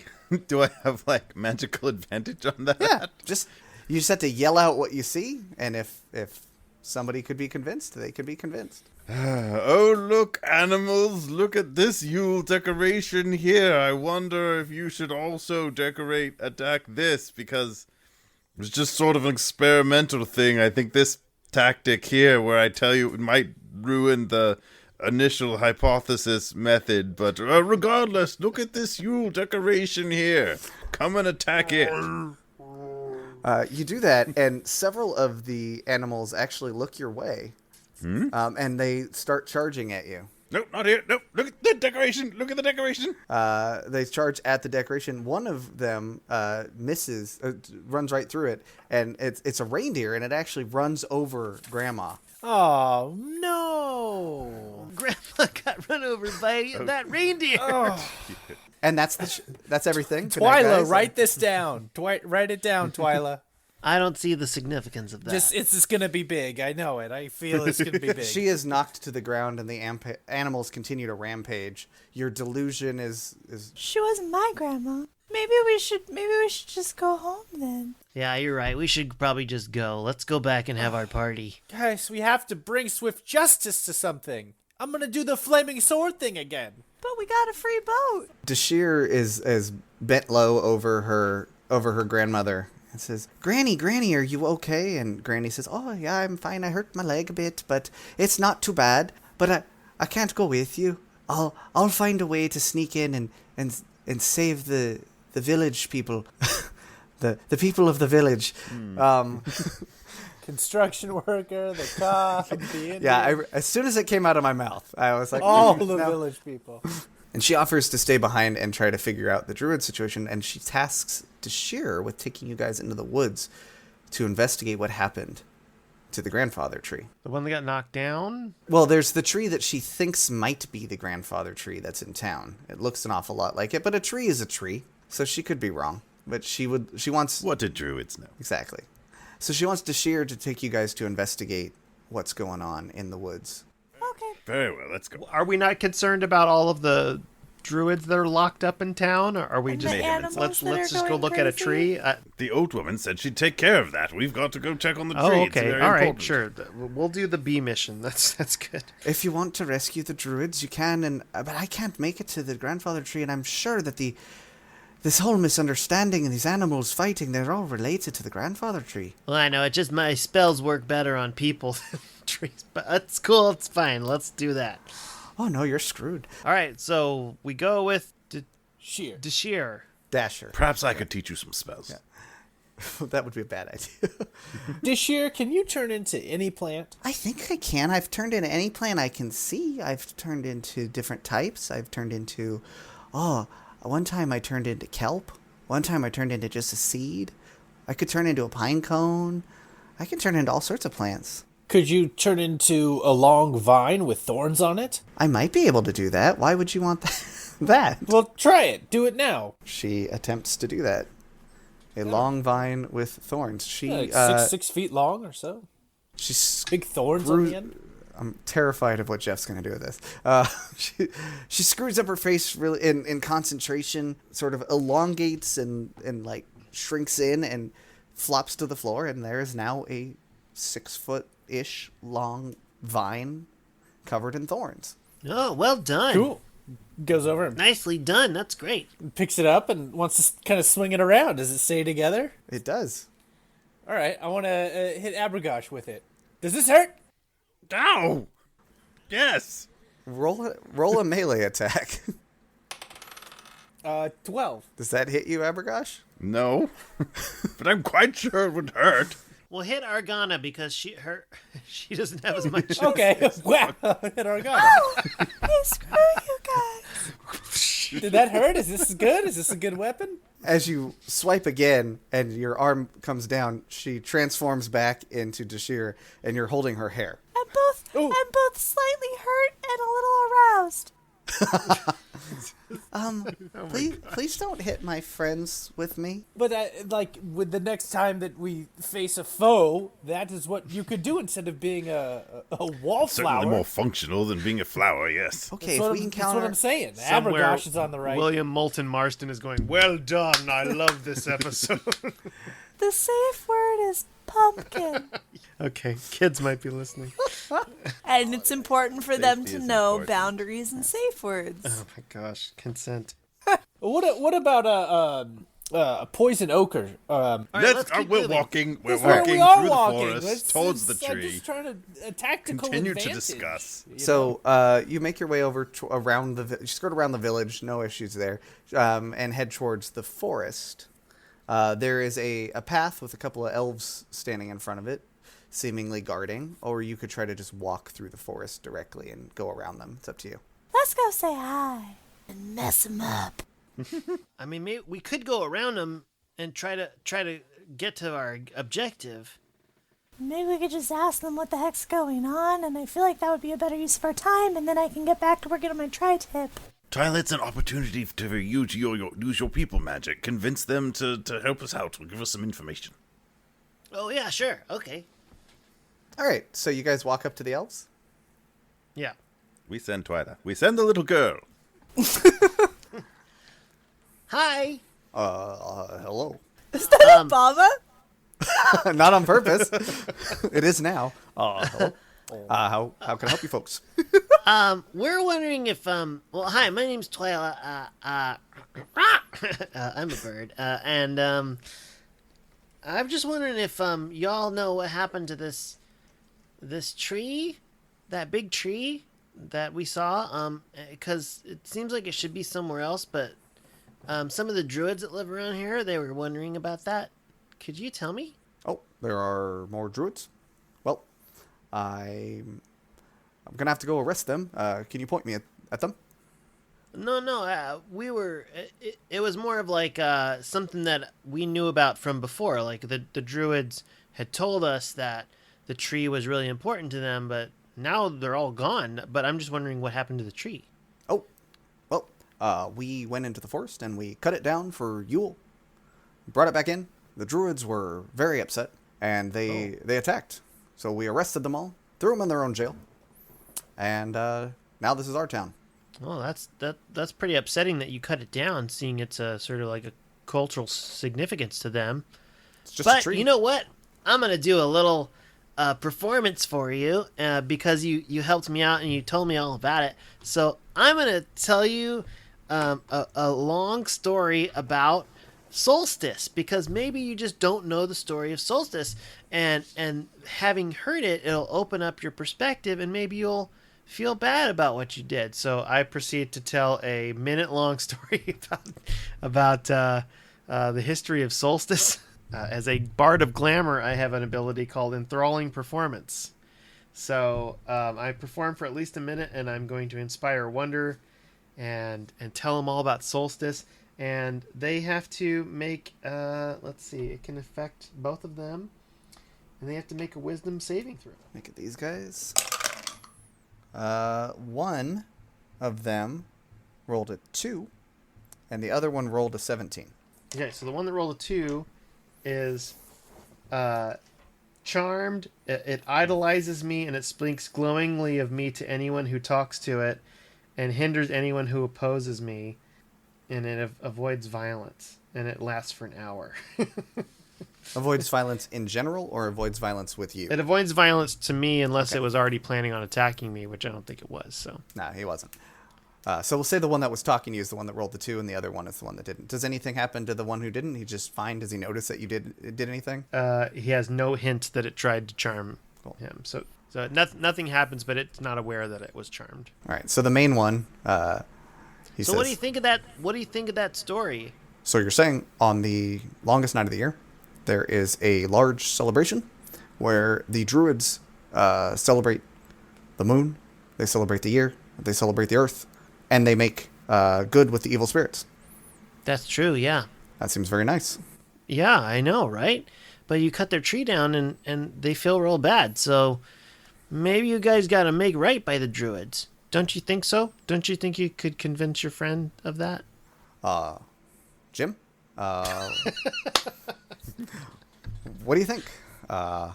Should we go ahead and talk to them? And Jim says, I don't know what you're talking about. I don't care at all about Solstice. I care about Yule. Don't you remember we got kicked out of our home by those others who hated Yule? They had a war on Yule and they drove us from our home. I'm not going to let that happen again. Well, somebody kicked you out of your home? And the first one, he says, yes, we lived further north, and some evil dwarves came. Well, they were evil to us. I don't know if they were actually evil. They said... It's very open-minded of you. They said that Yule's bad. I don't like Yule. You can't have Yule. And they wouldn't let us have Yule. So we had to leave because Yule is very important to us. Yule is the reason for the season. Doesn't it kind of sound like that's what you're doing to Solstice, though? Oh, these are my friends. We're just trying to kind of open people's perspectives and minds. You know, there's plenty of room here. You know, we were talking to the druids before you kind of ruined their whole tree thing, and they were saying there's plenty of room for you guys to celebrate what you guys want to celebrate, and they can celebrate what they're celebrating, and there really won't be any conflicting values. But they got so mad when we cut down the tree. Well, that might have to be one of the things that maybe you have a compromise on, like don't cut down the tree, or maybe you could kind of timeshare it and you don't cut down the tree, but maybe you could decorate it and instead. Well, that's what we told them. But the animals, they just keep attacking. They come out of the forest. The druids are commanding them. The druids are bad. Are we sure the druids are commanding them? Well, who else can tell animals what to do? I can't.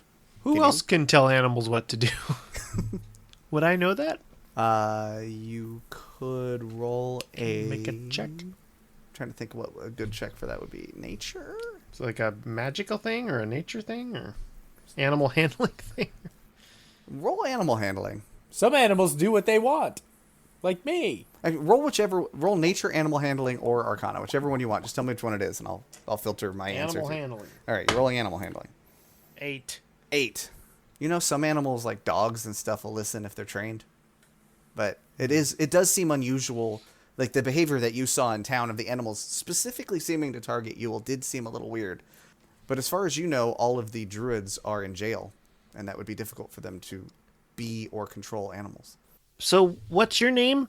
My name is Barry. Barry? We're going to go with Barry. And this is Jim. So, well, from what I know, you know, druids can kind of not control animals. They don't really like to control them, but more like work with them. But that's only within a certain proximity, so I don't know if they really could control them if they were imprisoned. So there might be another. Well, some must here. have escaped. Some must have escaped, and they're turning into animals, and they're leading their fellow animals and on a rampage. They're trying to drive us out of town again. That's a lot of assumptions. Well, I'm not going to let anybody take over my town. Hey, remember, you think I'm great, so my idea. But you're right. That is a fantastic idea. And then Jim is like, but this is our town. I can't let you do that. And then Barry says, Jim, little bird girl is right. We must listen to them. Yeah, that's right. So I think what you should do is you should go back to town, go tell your friends that, Barry, you need to tell all your other elf friends and say, hey, we need to rethink our position here, and maybe we could work with the druids and just talk to one of the druids and have a compromise, have a parlay. It's fun, a parlay, you know. Parlay sounds like party. I like this idea. Yeah, a parlay, a holiday parlay. Jim, you know, one of the basic tenets of Yule is that we should all get along with one another. We should attempt to make peace. Peace in Owl Query. That's one of the basic tenets of Solstice, too. Seems like we have more in common than I thought. Cool. Why don't you go back there? We're going to see what we can do about this tree and the animals, okay? Jim, come with me. And Jim's like, I don't want to go. And I outrank you. And they head off into town. Okay, bye. Excellent work, Twilah. Very effective. Well, he'll be like that for an hour, but then after that, he's not going to think I'm really cool. So we should probably hurry, try to figure out what's going on with the tree and the animals, because we might lose our window after that. Yeah. All right, so you make your way through the forest for a bit, and in the interest of time, don't run into any problems in the forest. Oh, weird. It's a lovely forest. It's not filled with strange naked bears and werekittens like our forests. I much prefer this area over here. No horned unicorns. Dashir stops you as you get in a little ways, and she says, okay, just through these trees is a clearing. That's where the grandfather tree should be. You kind of all peek in, and everybody roll perception, including me. 2. 6. That's pretty good. 18. 7. Most of us have no clue what's going on. Abregosh, you notice that it's eerily quiet. There don't seem to be any, you don't hear any bird sounds or animal sounds like you would normally expect to find in a forest. And the clearing seems empty to you. It's a bit too quiet here in the clearing, wouldn't you say? Does seem empty, though. It is unusual. Usually there's animals everywhere. They love the grandfather tree. Let's proceed. All right, you make your way into the clearing. Where the grandfather tree should be, there's just a large stump in the ground. So it is clear that that somebody has in fact cut down the grandfather tree, or at least the tree that is supposed to be there. Signs of fighting are clear. Abregosh, you see some blood on the ground. Others of you might see some of the more obvious things, such as some weapons strewn around. There's some drag marks where it seems like perhaps some bodies were dragged away. Certainly a battle here has occurred. All that's left is a stump. Well, no more tree. And Tashir says, but if the grandfather tree is dead, who will protect the village? Apparently the elves. It's their village now. Sorry about that. No, this is where I was born. The druids belong here. I don't belong here. I'm not a proper druid, but the druids belong here. Well, could you turn yourself into a grandfather tree? Maybe you could start over a circle of life and such. Could I do that? She kind of ponders. It's kind of a big ask, Abregosh. I mean, she's just starting life, and for her to turn into a tree like that. Just exploring the possibilities. I didn't say she needed to do it. I just inquired whether she could. Turn into the seed. I could maybe. Yes, we could just wait. I mean, or we could just go home and have some tri-tip. In the meantime, we could plant to share. In the meantime, we could enjoy some tri-tip. And ham. check out next year. You know, if we brought the tri-tip with us, we would have had nice snacks on the road. We should have just done that. Oh, that's a good idea. We should have packed it up. Why didn't we do that? Put it in little Argana threw it on the ground. sandwich bags of holding. I was a little upset, okay? I had a whole day planned, and I was really looking forward to it, and I was trying to be a good person and help out a friend, but it just seems like everybody's so focused on what they want that they don't think about anybody else. The true spirit of Yule. Well, I'm very sorry. All right, so what do we want to do? Want to investigate around this area? Do you want to head back? I guess. Report what you found? Do you want to... I guess we have to kill that whole village of elves. Is there like drag mark? I mean, is it obvious that they took this giant tree back with them? There would be signs, I feel like, of Yeah, there are... a tree being dragged. That is a good back point. to the Yes, forest. there is definitely some large drag marks. Looks like they had an impromptu sledge that they used to drag the tree down the trail that you walked through. Hey, have any of you ever lost a tooth? Yes. Yeah, I mean, happens. There was this one time when my brother, we were kind of roughhousing, and I knocked his tooth out, and we were able to take the tooth and put it back in his mouth, and it was able to kind of like reroot and stuff, you know? Like, I wonder if you could do that with a tree. Was it chopped down or was it derooted? Is there like a giant chasm in the ground? No, there's a stump. big stump. It was chopped down. Oh, it was chopped. I don't know if it's gonna work like that. I mean, unless the druids might be able to reconnect it, but it might be a good idea, Argana. But we definitely would need the druids for that. I mean, it just seems like we've got a tree. It's just not here and not alive. I mean, those druids are pretty powerful. We could spray the cut tree with hairspray, and maybe that'll make it last longer. Sure. I've heard that works. I would like to look around the area and see if I see any evidence of elves or monsters or anything that might have done this. Yeah, sure. Roll an investigation. I rolled an 11. All right. Yeah, you see, I mean, some of the weapons that are lying around and the pieces of armor that have fallen off look elvish in nature. You see some scraps of fur and whatnot that obviously looks like they were fighting with some animals. You do see some indications that perhaps they were fighting amongst some other humans. Probably the druids is your best guess. It looks like they went to cut down the tree.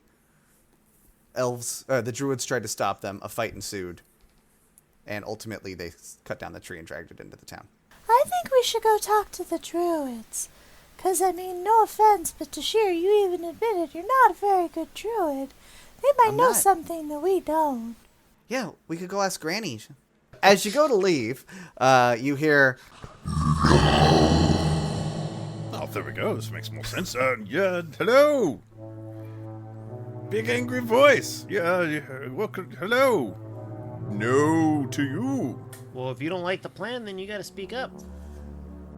There must be a solstice spine. A solstice spine? Tell us more. Pine tree. You should pie. probably enunciate a little bit better because, Yes. I mean, my friend your words. Abregosh here can tell you Take a all of the breath in between pitfalls. words. You can use message You did and talk technically in the say mind. spine. You Mispronouncing they word your together. words. Don't talk all All right, at the all right, same everyone, time one at a because time, one at a time. I was a man once. all right. It's not the time, Finn. In response to the chaos and the insults, one of the trees, one of the pine trees around the clearing, moves a little bit. Some arms pop out, and its trunk splits, and it begins to walk towards you. That tree there has developed a solstice spine. Perhaps we should talk to it. Dashir, do you know what's happening with this tree that's walking towards us? No, that's not good. No, that's not good. That must be the evil. That must be the spirit that the grandfather tree contains. I'm sorry. Wait, does the grandfather tree have evil spirits? Shouldn't it have good spirits? Don't you The worship grandfather this? What- tree is a good spirit, but it protects Right, us okay. from the evil spirits. That must be one of the evil Okay, spirits. yes. All right. This is really complicated. It is. I made it more complicated than I should have. Is there a father and a son? Was the voice coming from that tree that now has legs and arms? You can't tell. All right. Maybe next time it talks, you'll hear it. Excuse me, you there? Okay, so did that voice come from the tree? It seemed to come from that tree and also Alright. all of the other trees. All right. Yes. Well, we should go. Perhaps we can lead this tree army back to the village, and it could be of some use to us. I'm going to lead the way away, and Abregosh runs. A couple of small trees, like Charlie Brown Christmas tree size, and maybe a little bit bigger, Baby furs. come out from the trees and stand in your way on the path. Oh. Oh, this is unfortunate. I want to use message and talk to them. Be like, trees, what the heck? Why do we gotta die? We've done nothing. Hey, I got this. Clearly, you've been attacked. I'm sorry. having a telepathic thing. Go ahead, Fishman. Thank you. And he just responds. What did it say? It said die. I'm noticing a little bit of a theme here. And the little trees rush towards you. Everybody roll initiative. Just the cute little ones? Well, there's still the big one rushing you from behind. Let's start by murdering the children. I'm a 4. 13. 9. 12. All right. So, we have rolled initiative, and we've entered combat. One of the small trees rushes forward, and it's going to rush at Finn, because he was the one talking to it most recently. So he actually stops a little short of you, just shy of melee range, and fires. It tries to fire off its needles at you. Its pine needles. That's a 6 to hit. Well, that's gonna miss. All right, it plinks off your fishy scales. Ha! Next up, the very large tree that is approaching you takes a few more large shambling steps, holds out one of its branches that appears to be an arm, and where it points, another tree, like a medium-sized tree, a little bit bigger than the Charlie Brown trees, maybe like person size, springs to life in a very similar way. That's his turn. Abregosh. Very well. I see how it is. I shall have to pull out the big guns, so to speak, and I shall cast Flaming Sphere. Oh, good. I think this was yours. Instead, you cast Flaming Steer, a angry bull made Yes. of fire. Who were you casting that at? The trees. Which one? There's 4 trees. It's not. You just summon it and then you can move it around. Okay. A 5-foot diameter sphere, I guess, steer of fire appears in an unoccupied space. A large bowl of fire appears in front of you. Ah, I can work with this. He looks at you expectantly. It burns. The bowl of fire. So I'm gonna shove it right into that. I'm gonna shove it down the road to hit all the trees that were blocking our path. You might want me to run through those trees there. Yes, flaming steer. Attack those trees. Right. Right. Australian. You got it. Why can't this deer be Australian? They've got good meat. Yes. They do have quite good beef. All right, so he charges at the 2 smaller trees on the path. And you don't have to roll to hit, right? You just have to. We just roll for damage. They make dex saves. Oh, dex saves. Okay. And if not, they burn. One of them rolled a nat 20. The other rolled an 8. That'll be 3 fire damage for the nat 20 and 6 fire damage for the other one. All right. They both catch on fire, actually, and one of them bursts into flames. There we go. The flaming steer charges forward, slams right into one. The other one just gets kind of brushed aside, and its needles get singed a bit badly. It does not look good. And the other one just full on turns to ash and crumbles. Very good, steer. Next up, Twilah. Gosh, this sure seems bad. Twilah is going to, first of all, cast Bane at 2nd level. So I can affect 4 creatures. So I'll affect 4, the big tree and the 3, like a medium tree and the little trees, or whoever's left. If there's 4 trees, I'll get them. There's 3 trees left. Okay, so I'll just cast Bane at 1st level then. Okay. Because that'll affect 3 creatures, and they have to make charisma saving throws. Real charismatic trees. Hopefully not. 17 for the big guy. 12 for the little one. And for the medium one, 10. Alright, so the big guy succeeds, but the other 2 fail. Okay, cool. And then, so basically, whenever they make an attack roll or a saving throw, they have to roll a d4 and subtract that number. Oh, nice. They are baned. That's my action, and then for my bonus action, I'm going to use the Mantle of Inspiration, which is a Bard College of Glamour thing. So I'm granting myself a wondrous appearance, so Twilah starts to spread her feathers out, and she starts glowing, kind of like the fairy fire, but sort of like a pulsing aura that is happening, like not lasers, but just this wavy kind of inspiring thing. And I'm going to give this inspiration that emanates from me to Finn and Argana, and both of you, because I get to choose 2 people, it's up to my charisma modifier. You gain 5 temporary hit points. Whoop! And you can use your reaction to move up to your speed without provoking opportunity attacks. Oh, that's awesome. Next up is the other small one, the still living small one. Flaming steer came from Abregosh, so this guy's going after you. So he's gonna shoot you with some needles, or attempt to. 13 to hit. Miss. Plink, plink, plink, plink. That's its turn. The medium-sized one, if this will ever go, there it goes, is okay. Neat. He's gonna attack all of you. I'll just roll once for everybody. That's a 22 to hit. So I think everybody's going to take a little bit of damage off this. But not very much, apparently. 4 damage for everybody. And we're still up 1. Alright, that's him. He feels good about himself. Now it is Dashir's turn. Dashir walks over to Finn and turns into a thorny vine. God. Yes. There's now a thorny vine on the ground near you. Nice. That is her turn, because she can't do anything, because now she's You a have plant. earned the power of teaching. Yeah! And now it is Finn's turn.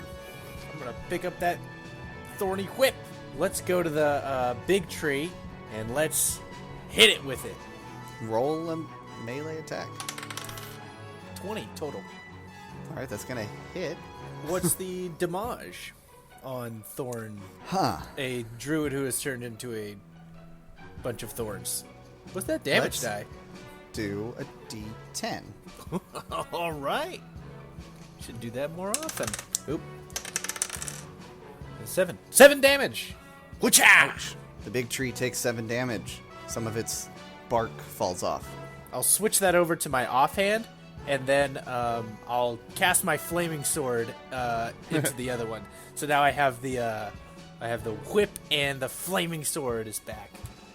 I like it. All right, Argana. Yeah. Kick some tree so butt. there's the one big tree, and then there's just one of the little ones left.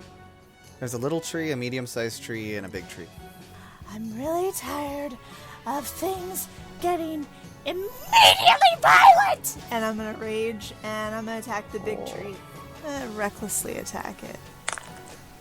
That's a 12 and a 17. Does 17 hit? The 17 hits. Dope. It's gonna be 17 damage. Dang. That was maximum damage. A lot of the needles fall off, but it's still standing. Why are you such a meanie? All right, as you're done, you guys hear some crashing sounds from further up the path. And now it is the big guy's turn. So he does not look happy. And he points on the ground, and another little one pops back up. He swipes at Argana. That's probably not going to hit. I think you're underestimating how crummy my AC is. +2. Actually, yeah, it's 13 to hit. So That'll that hit. actually does hit you. Oh, it's going to take so much damage. 4. Oh. And you said maximum that's damage. piercing? That is piercing, So so I you only take take 2 of 2. it. All right. Abregosh, you're up. Well, when I was hit by those spines earlier, it broke concentration on the flaming steer, so it disappears. Unfortunately, as useful as that was. Aw. But it seemed like fire was pretty useful, so I'm going to try burning hands on the big tree and the little tree it just created and whoever else I can hit. All right. Yeah, you can only hit the 2 of them with burning hands. Eat from where flames, you fiends! All right, we'll give you the fire. You can have burning Hanks instead of Tom instead Hanks of- comes running out of the tree. No, it's Colin Hanks. You didn't roll high enough. Oh. No. Colin You Hanks. you spread love your Colin hands, expecting a wave of fire to come out, and instead, a whole bunch of handkerchiefs start shooting out. Like, you know, like a magician's handkerchief that just keeps going. It's one of those comes out of your hands, and it's on fire, and it shoots right at the tree. What does the tree have to do? Dexterity saving throw to dodge the handkerchief. I don't think trees are very dexterous, but let's find out what happens here. Oops. Apparently they're really charismatic. 12. Fail. Fail. All right. It's like, tree oh no! is on fire. Burn that tree. This tree is on fire. Oh, I rolled well. So that's 11 damage. Do I hit the little one too, or just the big one? Yes, you hit the little one too. Ah, Oh wait, so- I suppose I should roll for that.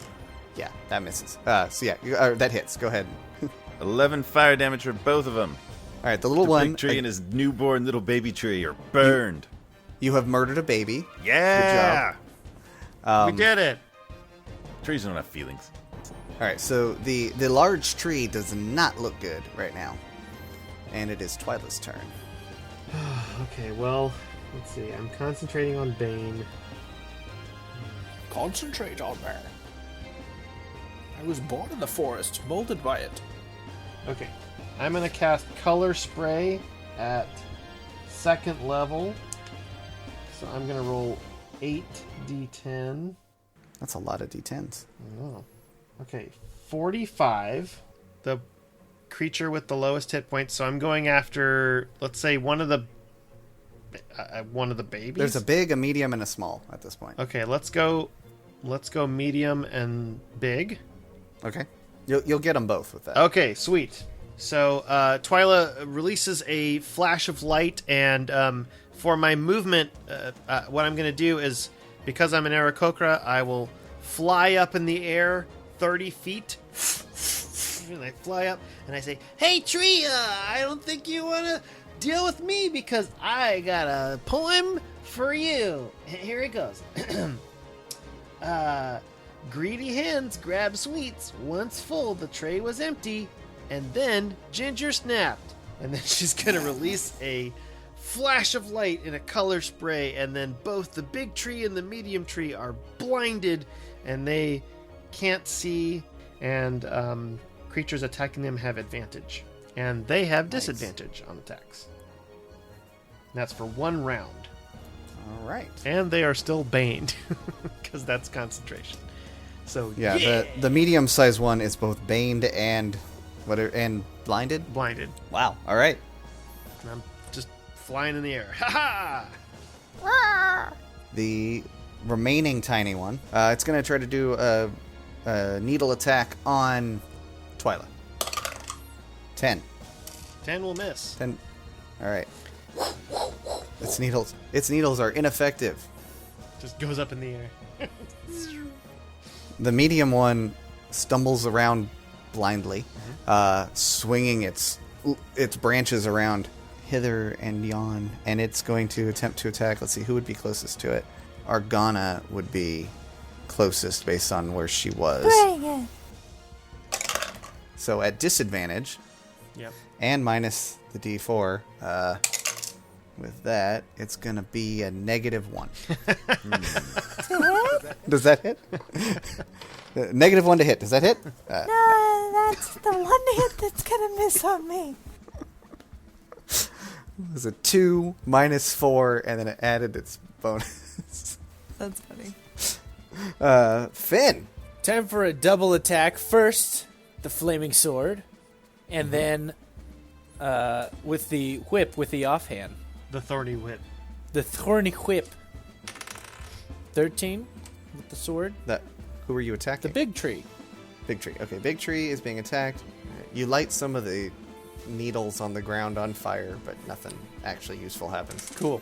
And then I'll do the thorn whip. Oh, nat 20. That is gonna hit.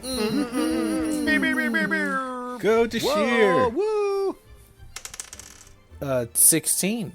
You swing the whip made of Dashir at the large pine tree that is stalking its way towards you.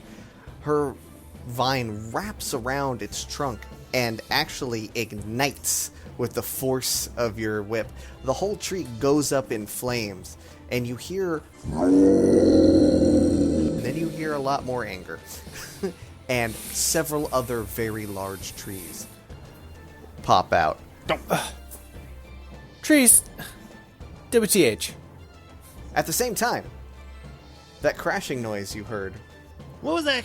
What was that crashing noise? Would I have seen it? Would I have seen anything flying up high? you would see that there was movement, but the trees are probably too Like the thick for you to canopy see was through. sort of shifting. Yeah. Okay. There's something and coming. Suddenly, a whole bunch of elves come into the clearing, Ooh. followed by a whole bunch of druids. Yeah. Oh, well, that's nice. And then eventually, limping along, is Grant, Oh. walking on a cane. Are they led by Barry? Barry the elf? Barry says, "Folks, we need to take down these trees." Yes, we can. And the druids say, no, we don't need to take down the trees. If we take down the trees, it will just make them more angry. And Barry says, we shouldn't take down the trees. We should keep the trees up. That is what these fine druid folks say. And my best friend Twilah, she says that I should listen to the druids. So I'm going to listen to the druids. I'm up in the air going, that's right, Barry, you do it and listen to them. Thanks, girl. You're awesome. What are we supposed to do instead, then? There's a slight problem, though. The trees are trying to attack us, so ask the druids what the heck we should do. Granny steps forward and says, Dashir, where are you, girl? I go, oops, and I pull her off of the flaming tree, and I kind of shake her around and go, here she is. Toss her over. Here's your granddaughter. As the scorched and and charred, thorned whip flies through the air, it gracefully transforms into the form of Dashir. She lands in that, like the hero crouch where you land like the 3-point landing. Yeah. She lands like that and stands up slowly and says, I know what needs to be done. My friends said I should become the grandfather tree. That was just experimental, not necessarily in order. That make your own choices. No, it's the right choice. Thank you, Abregosh. Thank you, Argana. Okay then. Thank you, Finn. Thank you, Twilah. She yells up at you. Okay. Thank you for the help. Granny, please get them back home safely. And she sits down on top of the stump that the grandfather tree had been and turns into like a series of like a root system that covers that, and a tiny little sprout of a pine tree goes pop out of the top of it. And all the other trees stop exactly where they are and turn back into regular trees. Let's burn them down when everyone leaves, just in case. We gotta get rid of these trees. We can't let this happen. Twilah flies down. Good job, gang. We might be home for that tri-tip after all. You hear in your heads the voice of Dashir. It worked. I have all the memories. I have the memories of all the grandfather trees before me. There was a curse placed on this forest years ago. At the solstice every year, the grandfather tree takes the energy that's given to it by all the good druids of the town and calms down the animals and the trees and makes them happy, keeps them sane, keeps them safe for another year. Destroying the forest released those evil spirits and almost killed the previous grandfather trees, but their memories remain. They're in me. This is what I was meant for. This is where I belong. Thank you, friends. Well, as long as you're happy. Now, if you don't mind, I've been trying to do some tri-tip all day. So I'm gonna go. Okay. Happy solstice. Thank you so much, Dashir. Twilah, how are we doing on that 1 hour time limit, you think? How much time has passed? Well, it's probably similar to when I burnt down my village's temple, and then we gotta go. We should get going, just in case this all takes a quick turn. Thank you, everybody. Happy solstice, Yule. Hey, Barry. Hey, Granny. I think you guys should sit down and start having that talk right now. I will do that. Let's figure out. I remember you have a lot in common. Okay, no matter what you think about me in a little bit, just remember that you guys have a lot in common. All right. You're right. We will do our best to settle our differences. We realize now that it was a miscommunication.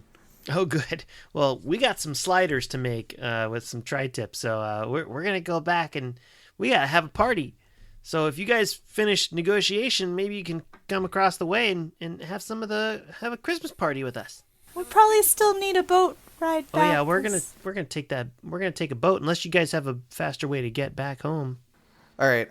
Granny sends their nephew Dinsir back to pilot you back. The Lord of the Rings vibe for these guys. They're reindeers. Donner, Dasher, and Tenshir. Oh my god. I am bad with names, so that's what I came up with. So Dinsir takes you back, drops you off at an inlet near your town, and a short walk later, you arrive back home. Presumably you want to head back to the clearing and check on that tri-tip? Well, no, I'm gonna make new tri-tip. That stuff's old and gross, and I dropped it on the floor. It's only a couple hours old. We can scrape it together. No, I'm making new tri-tip, damn it! Okay, make a new one. God, Yes. Finn, don't make me! It's great! We'll make a new one, a better one. It's great. It'll be better. Great. I'll help. The next day, you all meet up again, now with fresh tri-tip in hand, in the park. And I made sticky buns. When you head into the clearing, you see a new tree, a tree that was not there before, and it looks like a solstice pine. It's fully decorated, and there's presents underneath, and you see that the tags are addressed to you. Presents. There's one for each of you. Delightful. And in your head, you hear Dashir's voice. And it appears to be coming from the tree. And she says, "With this tree, I can still be close to you guys, my friends. Happy Yulestice, friends." Wait, look, we got to figure out what we got. Oh yeah, what'd you guys get? All right, everybody tell me what you got. 2 cultures and mash them together doesn't really seem very respectful. It would have happened over a series of years, but just for the Up to sake them. of narrative, we made it happen faster. All right, Argana got a sous vide machine, so she can make better tri-tip. Abregosh got a speech therapist, a gift certificate to a speech therapist. He just gets nervous. Lots of pressure. A pen of autocorrectness. Oh, there you go. Finn, you get a potion of polymorph. If you want, you can fix your stupid fish head. Yes! Drink right Finally, he away! can fix his legs. And then he becomes a full fish. Oh, finally! Guys, put me back in the water, quick! And for Twilah is a rhyming dictionary and also a book of limericks. With a note that says, "Perhaps you could try this." I really like haikus, though. Well, I'll give it a read. And we fade out on our little band of misfits enjoying their gifts and celebrating. Yay! Happy Yule Solstice to all! Yule solstice.